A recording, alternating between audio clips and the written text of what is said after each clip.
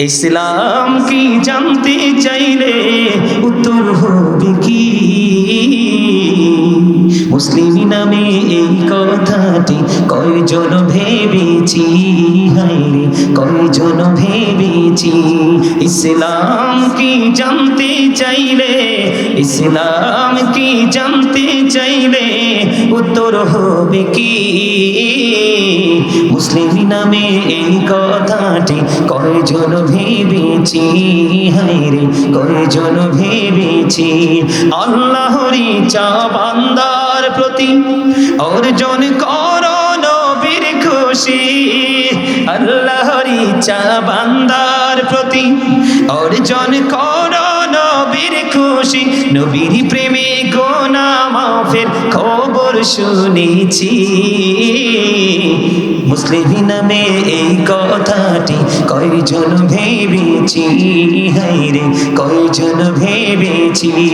আল্লাহরই চাই কাজ করো, রাসূল প্রেমিক মুর্শিদ ধরো। মজা নাই, মজা নাই মিয়া। আমি অদম গুনাহগার, যখন স্টেজে বসি মানুষের গজল শোনানোর আবদার শুনতে শুনতে কালকের মাহফিলে রে ভাই কি করবো, ওয়াজ মহিলা নাই পুরুষ নাই, খালি টোকে শুধু গজল। ওয়াজ তো আছেই আছে। মাহফিল শেষ করার কথা ছিল 12টায়, মাহফিল শেষ করছি 1টায়, তারপরও শেষ হয় না। আপনি কথাগুলো খেয়াল করছেন? আপনারা কথাগুলো খেয়াল করছেন? আমার আমি তো দেখতেছি ওয়াজ করতেছি, আমি ক্লান্ত হইয়া পড়তেছেন আপনারা। ওয়াজ করতেছি আমি, গলা শুকাইতেছে আপনাদের। এটা কোন ধরনের ব্যবহার? আপনারা আমার কথাগুলোর মজা বুঝতে পারছেন? হ্যাঁ, ঠিক। আল্লাহরই চা বান্দার প্রতি অর্জন করো নবীর খুশি। নবীর প্রেমে গুনাহ মাফের খবর শুনেছি। মুসলিম নামে এই কথাটি কয়জন ভেবেছি, হায়রে কয়জন ভেবেছি। আল্লাহরই চাই কাজ করো, রাসূল প্রেমিক মুর্শিদ ধরো। আল্লাহরই চাই কাজ করো, রাসূল প্রেমিক মুর্শিদ ধরো। দুজাহানের সুখের ভান্ডার তোমায় দিয়েছি। মুসলিম নামে এই কথাটি কয়জন ভেবেছি, হায়রে কয়জন ভেবেছি। যেই মুর্শিদে আল্লাহর চায় কাজ করে যায় সর্বদা, ঠিক কিনা বলেন? যেই মুর্শিদে আল্লাহর চায় কাজ করে যায় সর্বদাই, সেই মুর্শিদের ইচ্ছায় আমি মিশে রয়েছি। মুসলিম নামে এই কথাটি কয়জন ভেবেছি, হায়রে কয়জন ভেবেছি। মারহাবা। কথাগুলো খেয়াল করছেন? এই কথা 1 কোটি টাকা দিয়ে খুঁজে পাবেন না, কারণ আমি অদম গুনাহগার একজন লেখক। আল্লাহ আমাকে কলম ধরার ক্ষমতা দিয়েছে। মারহাবা কইতেন না? গতকালকে গজল, এই দেখেন গতকালকে আমার এটাই পড়ানো ছিল। আমার আবার শিডিউল করে ওয়াজও করি, পোশাকও করি। প্রত্যেকটা আমার ডিসিপ্লিনের মধ্যে কোন দিন কোন ঘড়িটা পরবো, কোন ড্রেসটা পরবো, এটা কত থেকে কতদিন পরবো, ওয়াজটা আজকে কোন বিষয় করব, কালকে কোন বিষয় করবো, এগুলো আমি শিডিউল করে করে করে রুটিন মাফিক করি। আমি আলজাল কাজ করার লোক না। যেহেতু দরবারের জন্য আমি বিভিন্ন দিকে আপনাদেরকে মজা দেওয়ার জন্য, কারণ আপনারা অনেক দূর থেকে আসছেন। গতকালকে হাদিয়া লইতে লইতে এই পকেটে তার জায়গা নাই, বুঝেন নাই? মারহাবা বলতেন না? আরে মিয়া, প্রেমের এমন জোয়ার লাগছে, মহিলাদেরকে ধমকাইয়াও সরানো যায় না, সব পর্দার আড়ালে দাঁড়ায় রয়েছে। পরে যখন কিছু দূর, মানে 10-15 কিলোমিটার আসার পর একজন ভদ্র মহিলা ফোন দিছে, যার মাধ্যমে দাওয়াত দিছি। উনি আমার মোবাইল দিয়ে শোনা দিচ্ছে, কান্না, মনে হয় মারা গেছে মানুষ। ওনারা বলতেছে আমার জীবনে কত আলেম এখানে এসছে আলোচনা করতে, কিন্তু আজকের মতো তো হৃদয় ছোঁয়া আলোচনা জীবনে কোনোদিন শুনিনি। গতকালকের মাহফিলের ঘটনা, নরসিংদীতে ছিলাম। মারহাবা বলেন না? আমি চাই আপনাদের ঘুমন্ত মানুষটাকে জাগিয়ে তুলতে, আপনাদের রং সাইডটাকে আমি স্টপ করে দিয়ে আপনাদেরকে আলোর পথে হাঁটা শেখাতে।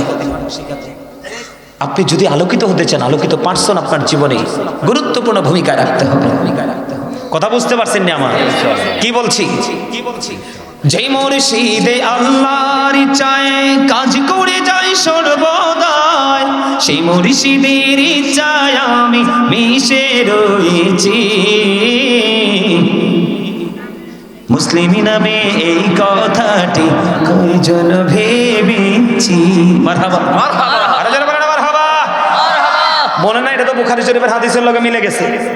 আল্লাহর ওলির হাত আল্লাহর কুদরতি হাত, আল্লাহর ওলির জবান আল্লাহর কুদরতি জবান, আল্লাহর ওলিদের পা আল্লাহর কুদরতি পা। হক্কানি ওলিরা কিছু বললে আমার আল্লাহ এটাকে কবুল করে নেয়। তাহলে ও বন্ধু, এই জন্য বলা হয়েছে যেই মুর্শিদি আল্লাহর ইচ্ছায় কাজ করে যায় সর্বদাই, সেই মুর্শিদের ইচ্ছায় আমি মিশে রয়েছি। কে মিশে আছে? আমার আল্লাহ। তাহলে আপনার এখানে আসাটা লাভের না লসের? লাভ। আরো জোরে লাভ না? অনেক বেশি লাভ, যেটা কল্পনাও করতে পারবেন না। কিন্তু এখন আপনি তো ওইখানে আসলেন কি জন্য? রাসূলকে পাওয়ার জন্য। কাকে? আমার আগে যিনি আলোচনা করেছেন, নামটা কি? ওই যে শামে হোসেন আত-তাহিরি সাহেব, হযরত মাওলানা, তাই তো? বিশেষ আকর্ষণ তিনি আলোচনা করেছে। বন্ধু আমার দিকে তাকান, আয়াতটা তিনি পড়েছেন, বারবার আপনাদের সামনে তিনি ব্যাখ্যা করার চেষ্টা করেছেন। আমি আপনাদেরকে বলবো, আপনি এখানে এসেছেন রাসূলকে পাওয়ার জন্য, কিন্তু রাসূলকে পাইতে হবে এটা কোথায় আছে? কোরআনে আল্লাহ বলেছেন, মাইয়ুতি'ir রাসূলা ফাকাদ আতাআল্লাহ, যে ব্যক্তি আমার রাসূলের নির্দেশ মানলো সে যেন আল্লাহর নির্দেশ মানলো। হি obeys the still obeys Allah, রাসূলকে মানলে আল্লাহ মানা হয়ে যায়। ইহুদি খ্রিস্টানের একটা ধর্মগ্রন্থ যেটার নাম হলো বন্ধু দা ওল্ড ও নিউ টেস্টামেন্ট, এটা দ্বারা তারা বক্তব্য দিয়েছে he that loveth not knoweth not God, for God is love. এরা বলেছে যেজন প্রেম করে না সেজন আল্লাহকে জানে না, ফর গড ইজ লাভ, আল্লাহ প্রেম। কিন্তু আমার আল্লাহ বলেছেন নো, সে বলুন ইফ ইউ ডু লাভ আল্লাহ, যদি তোমরা আল্লাহকে ভালোবেসে থাকো, ফলো মি মুহাম্মদ সাল্লাল্লাহু আলাইহি ওয়াসাল্লাম, মুহাম্মদ সাল্লাল্লাহু আলাইহি ওয়াসাল্লামের অনুগত হয়ে যাও, আল্লাহ উইল লাভ ইউ, আল্লাহ তোমাদেরকে ভালোবাসবে, এন্ড ফরগিভ ইউর সিনস, তোমাদের সমস্ত জীবনের গুনাহ খাতা maaf করে দিবে। সুবহানাল্লাহ। বলে হুজুর আল্লাহ ওয়াজটা কেমন করে করেছে? কুল ইন কুনতুম তুহিব্বুনাল্লাহ ফাত্তাবিউনি ইউহিব্বুকুমুল্লাহ ওয়া ইয়াগফির লাকুম যুনুবাকুম ওয়াল্লাহু গফুরুর রহিম। জোরে জোরে কন্যা সুবহানাল্লাহ। তাহলে নবীকে ভালোবাসার দরকার আছে না নাই? আছে। আপনি সারা জীবন চেষ্টা করলেও বন্ধু আল্লাহকে পাবেন না, কারণ আল্লাহ রাব্বুল আলামিন বলেছে আমি আল্লাহর প্রভুত্ব প্রকাশ করেছি আমার হাবিবের মাধ্যমে, তোমাদেরকে যা দিয়েছি আমি আমার হাবিবের মাধ্যমে। হাদিসে কুদসির মধ্যে আল্লাহ বলেছে, আল্লাহ যদি আল্লাহ রাসূলকে না বানাতো তাহলে কোনো কিছুই তিনি বানাতো না। ঠিক কিনা বলেন? কাল হাশরের ময়দানে আপনার আমার ফয়সালা হবে বন্ধু রাসূলের মাধ্যমে। এই জন্য আপনি আগে মদিনায় যেতে হবে, মদিনা ওয়ালা ছাড়া আপনি আল্লাহকে পাবেন না। এই জন্য আমি একটা গজল গাই, নবী নবী বলে হায় কেঁদে কেঁদে দিন যায়, পাইনি দিদার ধমে, লাখো সালাম কদমে নবী, লাখো সালাম কদমে, নবী নবী বলে হায় কেঁদে কেঁদে দিন যায়, পাইনি দিদার ধমে, লাখো সালাম কদমে নবী, লাখো সালাম কদমে।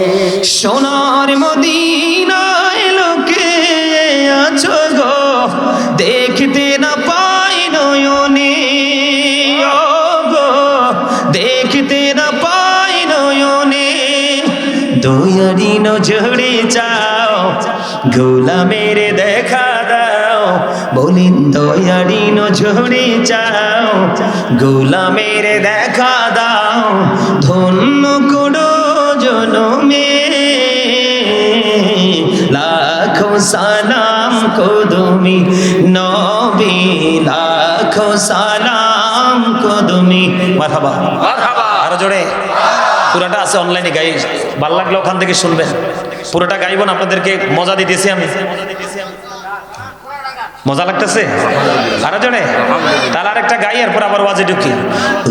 নবীজি কেমন করে বলো তোমায় দেখি, ওগো নবীজি কেমন করে বলো তোমায় দেখি, আছো তুমি ওই মদিনায়, আছো তুমি ওই মদিনায়, সঙ্গে নিয়ে দুই প্রেমিক সাথী কেমন করে বলো তোমায় দেখি বলেন ওগো নবীজি কেমন করে বলো তোমায় দেখি দেখার আশা আমার মনে পুষে রেখেছি আপন করে বলেন দেখার আশা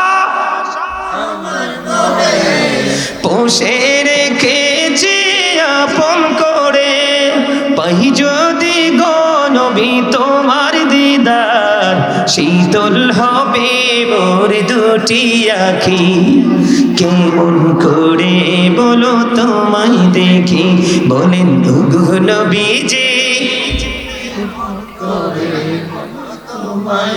মারহাবা মারহাবা। পছন্দ হয় না গজলের কথাগুলো? কথা বলেন না, এটা আমার লেখা, আমার সুর। আলহামদুলিল্লাহ বলেন না। তাহলে আল্লাহকে পাইতে হলে কোথায় যেতে হবে? রাসূলের কাছে। আর রাসূলকে পাইতে হলে যেতে হবে এই হক্কানি আলেম এবং সুলাখালী দরবার শরীফের মতো দরবারগুলোতে, আল্লাহর ওলিদের কদমে, ঠিক কিনা বলেন? তাহলে এখানে কি আছে? অলিও আছে আর আজকে দাওয়াতি হক্কানি আলেমরাও আছে। তাহলে আপনারা ডাবল লাভ কিনা?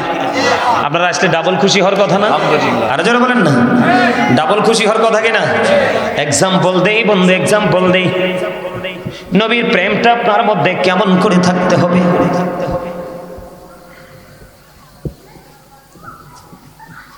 এখানে আইয়া কথা কোয়া লাগে, কই যাইতাম ক যেই রাস্তা ভাই দৌড় দিতে পারতাম না। কথা কয় না কেন? আরে জোরে। আমি আপনাদেরকে বলি, আলেমদের ওলিদের দরবারে গেলে আলেমদের মিলন মেলা হয়। যেই ওলির দরবারে দেখবেন হক্কানি আলেম দেখা যায়, তাহলে বুঝে নিবেন এইটাই বন্ধু হক্কানি আল্লাহর ওলি। যেখানে হক্কানি আলেম দেখা যায় না, আপনারা বুঝবেন সেখানে এটা আল্লাহর ওলির দরবার হতে পারে না। আর জোরে বলেন, আমার নবীকে কেমন করে বন্ধু ভালোবাসতে হবে, আমার নবীর সাথে কেমন করে প্রেমের ডুরি লাগাইতে হবে বন্ধু। আমার নবীজি যখন থুতু মোবারক নিক্ষেপ করতেন, কি আমার নবীজি যখন থুতু মোবারক নিক্ষেপ করতো, আমার নবীজির থুতু মোবারক সাহাবায়ে কেরাম অপেক্ষায় থাকতেন, কখন জানি রে প্রাণের নবীজি থুতু মোবারক নিক্ষেপ করবে। নবীজির থুতু মোবারক নিক্ষেপ করার পরে সাহাবায়ে কেরাম বন্ধু এগুলো হাতে নিয়ে নিতেন আর পুরো স্কিনের মধ্যে মেসেজ করে দিতেন, তাদের স্কিনটা হয়ে যেত সিল্ক। সুবহানাল্লাহ, জোরে জোরে কন্যা সুবহানাল্লাহ। নবীর সাথে প্রেম উম্মে আইমান বরকতময় একজন দাসী আপনার আমার প্রাণের নবীকে ভালোবেসে প্রস্রাব মোবারক খেয়েছিল। কি করেছিল? আপনার আমার প্রাণের নবীজির প্রস্রাব মোবারক বন্ধ খেয়েছিল। আমার নবীজি বরকতময় দাসী উম্মে আইমানকে এই দুনিয়ায় জান্নাতের সুসংবাদ দিয়েছে। মজা কিনা বলেন? শুধু তাই নয় বন্ধু, তোমরা সবাই হৃদয় খুলে শুনো। ও নবীজি মদিনায় থাকা অবস্থায় 27টি যুদ্ধ করেছে। কয়টি? এর মধ্যে সবচেয়ে বড় যুদ্ধ হলো বন্ধু উহুদের যুদ্ধ। উহুদের ময়দানে যখন নবীজির দান্দার মোবারক যখন বন্ধু শহীদ হয়ে গেল, শহীদ যখন হয়ে গেল, বন্ধু মালিক বিন সিনান নজর দিয়ে চাইয়া দেখলেন প্রাণের নবীজির ওই ঠোঁট মোবারক বেবে বন্ধু লোহ মোবারক প্রবাহিত হয়। মালিক বিন সিনান দেখে এটা সহ্য করতে পারলো না, নবীজি রক্ত মোবারক বন্ধ চুষতে শুরু করলো। প্রাণের নবীজির রক্ত মোবারক চুষতে যখন শুরু করলো, আমার নবীজি একটা ডাক দিয়ে বললেন, রে মালিক বিন সিনান, রক্ত ভক্ষণ করো না, জমিনে সবগুলো রক্ত ফেলে দাও। ইয়া রাসূলুল্লাহ, ইয়া হাবিবাল্লাহ, নবী গো, ও প্রাণের নবী গো, আমি আমার আল্লাহর ইজ্জতের কসম করে বলছি গো নবী, আমি আপনার একটা ফোঁটা রক্ত উহুদের জমিনে পড়তে দেব না। ইয়া রাসূলুল্লাহ, ইয়া হাবিবাল্লাহ, নবী, আমি আমার আল্লাহর ইজ্জতের কসম করে বলছি গো, আমি আপনার একটা ফোঁটা রক্ত উহুদের জমিনে পড়তে দিব না। এই কথা বলে বলে বন্ধু নবীজি রক্ত মোবারক চুষতে শুরু করলো। চুষতে চুষতে চুষতে চুষতে শেষ রক্তের ফোঁটা যখন চুষে হয়ে গেল, আপনার আমার প্রাণের নবীজি ওই দুনিয়ার মানুষকে ডেকে ডেকে বলল, রে দুনিয়ার মানুষ, তোমরা দুনিয়ায় যদি কোনো জান্নাতি মানুষ দেখতে চাও, তাহলে ওই মালিক বিন সিনানকে দেখে নাও। জোরে জোরে বলুন না সুবহানাল্লাহ। এরে সুরাখানে প্রাণের মানুষ, আমার ভাই আমার বাবা গো, নবীর সাথে কেমন করে প্রেম করতে হয় শিখে নাও। এই কারণে বন্ধু, সাহাবীদের ঘোড়ার খুরার নিচের 3 আঙ্গুলের এক চিমটি মাটি যদি একটা পাল্লায় রাখা হয়, ওই কাউসে পাক থেকে কিয়ামত পর্যন্ত যত আল্লাহর ওলি পৃথিবীতে আসবে সকল ওলিদেরকে যদি একটা পাল্লায় তুলে দেওয়া হয়, সাহাবাদের ঘোড়ার খোরার নিচের 3 আঙ্গুলের এক চিমটি মাটি যদি একটা পাল্লায় তুলে রাখা হয়, ওই সকল ওলিদের পাল্লাটা হালকা হয়ে ওই 3 আঙ্গুলের এক চিমটি মাটির পাল্লা ভারী হয়ে যাবে। কারণ তারা নবীকে চর্মচক্ষু দ্বারা দেখেছে, অন্তরের চক্ষু দ্বারা দেখেছে, হৃদয়ের অভিযোগে ধারণ করেছে, ধন সম্পদ সব নবীর জন্য প্রস্তুত রেখেছে এবং নিজের জীবনটা পর্যন্ত হাদিস শরীফের মধ্যে এসেছে। বন্ধু, আপনার আমার প্রাণের নবী হাদিস শরীফের মধ্যে এসেছে, একদিন বললেন, আবু বকরের সম্পদ আমি নবীর জীবনে যত উপকারে লেগেছে আর কারো সম্পদ এত উপকারে লাগেনি। আবু বকরের 2টা চোখের পানি ছেড়ে দিয়ে কান্দে, ইয়া রাসূলুল্লাহ, ইয়া হাবিবাল্লাহ, নবী গো, ও প্রাণের নবী, আমার শুধু সম্পত্তি নয়, আমার জীবনও আপনার জন্য বাজেট রেখেছি। জোরে জোরে বলুন না সুবহানাল্লাহ। ও বন্ধু, তার একটা মাত্র এক্সাম্পল হলো, খেয়াল করেন, তার একটা মাত্র এক্সাম্পল হলো আবু বকরের। আমি একটু একটু করে সামনের দিকে এগিয়ে যাই।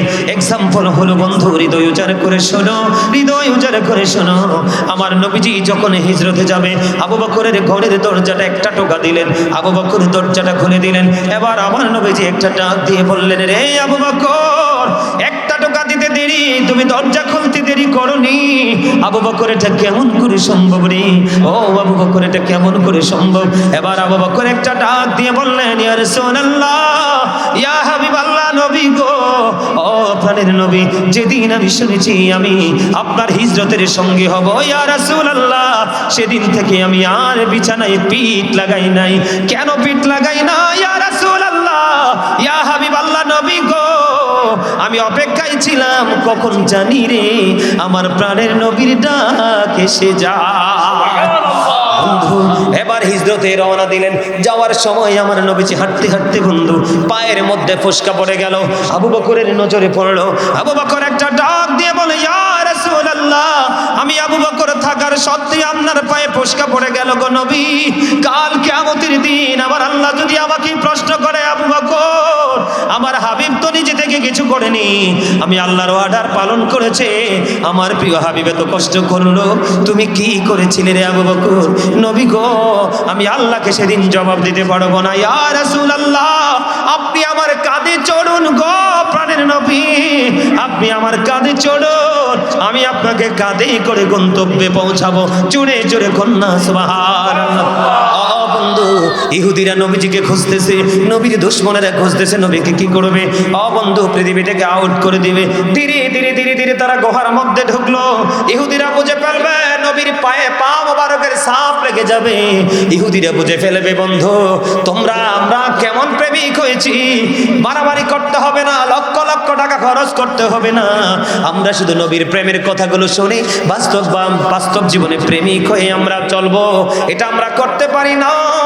আমার নবীর প্রেম কত মধুর, যে গর্তের মধ্যে ঢুকলো ইহুদিরা যেন চিনতে না পারে, তাৎক্ষণিকভাবে বন্ধু কবুতর বাসা বনলেন, বাসা বনে ডিম পেরে ডিম তা দিতেছে। ইহুদিরা নবীজিকে খুঁজে এবার একজন বাসার কাছে আসে, আয়েশা দেখে না না না, এই গুহার মধ্যে কেউ নাই, তোমরা চাইয়া দেখো, যদি নবী মুহাম্মদ এখানে ঢুকতো তাহলে এই সামনে পাখির বাসা থাকতো না। জোরে জোরে কন্যা সুবহানাল্লাহ। ও বন্ধু, তুমি কেমন করে প্রেম শিখছো, কেমন করে নবীকে ভালোবাসো, একটু তোমার বিবেককে প্রশ্ন করো। গর্তের মধ্যে ঢুকলো, নবীজি ওই রান মোবারকের উপর মাথা মোবারক রেখে ঘুমিয়ে গেল আবু বকর। আবু বকরের রানের উপর রেখে নবীজি মাথা মোবারক রেখে বন্ধু ঘুমিয়ে গেল। ঘুমিয়ে যখন গেল, ঘুমিয়ে যাওয়ার পরে আবু বকর চাইয়া দেখতেন গর্তের চারপাশে বন্ধু, গুহার চারপাশে সাপের গর্ত, একটু একটু করে জামা ছেড়ে ছেড়ে সবগুলো গর্ত ফিল আপ করে দিল। একটা গর্ত ফিল আপ করার মতো অবশিষ্ট কোনো নেই। এই দিক দিয়ে নবীজি ঘুমিয়ে আছে, আর আবু বকরের পা দিয়ে গর্তের মুখটা ফিল আপ করে দিল। আমার নবীকে যেন কোনো পোকামাকড় ডিস্টার্ব করতে না পারে। দিতে দেরি, সাপটা সবল মারতে দেরি করলো না, সাপটা বন্ধু সবল মেরে দিল। ও বন্ধু, আবু বকরের শরীরটা বিষবর্ণ হয়ে গেল, শরীরের স্কিনের রং বন্ধু পাল্টে গেল, একটা পর্যায়ে কম্পন আগুন আরম্ভ হয়ে গেল। এবার আবু বকর কি করবে? বন্ধু, একটা ফোঁটা চোখের পানি আমার নবীর নুরানি চেহারা মোবারকের মধ্যে পড়ে গেল। আমার নবীজির ঘুম ভেঙে গেল। এবার সাপের বিশ্ববল মেরেছে, ওই জায়গাটার মধ্যে প্রাণের নবীর একটুখানি থুতু মোবারক লাগাইয়া দিতে দেরি, ওই সাপের বিষ ধ্বংস হইতে দেরি হয় না। জোরে জোরে কোন সুবহানাল্লাহ। এই জন্য